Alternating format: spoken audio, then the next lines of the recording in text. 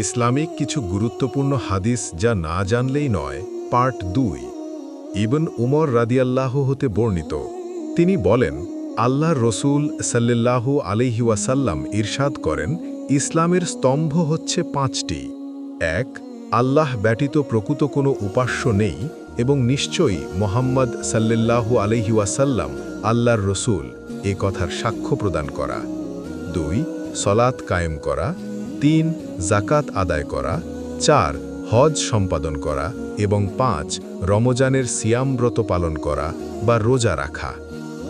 আল্লাহ তাআলার বাণী, কোনো পুণ্য নেই পূর্ব এবং পশ্চিম দিকে তোমাদের মুখ ফেরানোতে, কিন্তু পুণ্য আছে কেউ ঈমান আনলে আল্লাহর উপর, আখেরাতের উপর, ফেরেশতাদের উপর, সকল কিতাবের উপর আর সকল নবী রসুলদের উপর, এবং অর্থ দান করলে আল্লাহর মাহাব্বাতে আত্মীয় স্বজন, ইয়াতিম, মিসকিন, মুসাফির, সাহায্যপ্রার্থী এবং দাসমুক্তির জন্য, সলাত কায়েম করলে, জাকাত দিলে, কৃত প্রতিশ্রুতি পূর্ণ করলে, আর অভাবে, রোগে, শোকে ও যুদ্ধ বিভ্রাটে ধৈর্য ধারণ করলে।